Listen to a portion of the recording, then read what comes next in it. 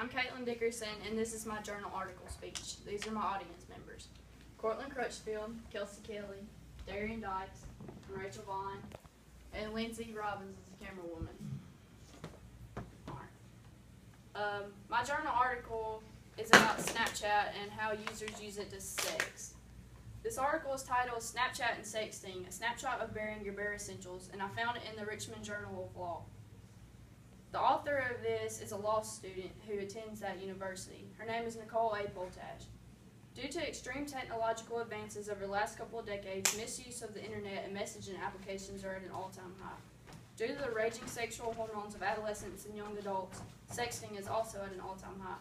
Sexting consists of sexually explicit photographs or messages that are sent through a cell phone's messaging system, messaging applications, or other applications of this sort. Sexting is highly illegal, and the Snapchat application for iPhone and Androids makes breaking the law almost effortless, because the application's terms and conditions state that the pictures and or videos sent are instantly deleted from the application server. With that being said, it is a cinch for people to send vulgar pictures and not think about getting into trouble or violating the law. Sexting has become very prevalent in today's technology-absorbed society and has caused great controversy because quick and easy internet access, along with smartphone applications such as Snapchat, have made it extremely easy for users to violate legislation against child pornography and digital messaging pornography. I chose to do this article about this because it's something I have witnessed firsthand, and I cannot name a single person ranging from the ages 8 to 40 that doesn't know what Snapchat is. Teenagers and young adults are most active users of this instant picture and video messaging app, and I know for a fact that people misuse it on a daily basis. For my visual, I printed out a picture of the icon for the application, and it has question marks on it because my article is controversial as to whether it violates the law or not, so I chose one with the question marks. The author's main reason for writing this article is to give insight about how the laws against sexting are being broken multiple times on a daily basis and how Snapchat is making it easier for these users to do so. I have 3 main points that I chose in this article that I found relevant. Technology use is at a record high. Sexting is almost always illegal because it most often involves children. Snapchat and its correlation with sexting is very controversial in the eyes of the law. Today, our society almost cannot function without the use of technology. Whether it is social media, text messaging, or the use of internet in general, communication without technology is becoming obsolete. Advances in technology have given rise to easy access to the internet and social media apps with messaging such as Facebook, Twitter, Instagram, and Snapchat.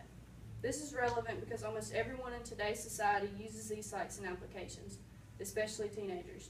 Sexting is illegal in almost all cases because the pictures can constitute as child pornography or could be used for something other than what the sender intended. This is relevant because a high percentage of users of messaging apps have made sexting more prevalent. Teenagers are the most common sexters due to their raging hormones and access to these applications. Snapchat is a picture-video messaging app that lets users take a picture or video and share it with someone for up to 10 seconds. However, when the allotted time is up, the photo is supposedly permanently deleted, and if the recipient takes a screenshot of the picture, the sender is usually sent a notification. Snapchat's terms and conditions are not all that trustworthy, though. If one actually takes the time to read the regulations set by Snapchat, they will notice that it says in their privacy policy that they cannot guarantee the message data will be deleted in every case, and messages therefore are sent at the risk of the user.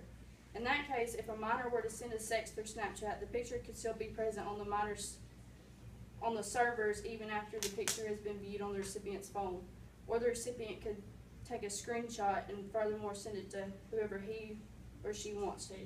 This is relevant because the entire article is about how Snapchat makes it easy for sexting to occur and how the application should not promote false advertising, or it should either change its age requirement for the users. Technology makes it easy for people to sex because of the presence of applications such as Snapchat.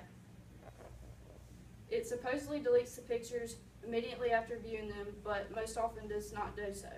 Since there are no strict guidelines as to who can use the application, many of the users are teenagers with raging hormones.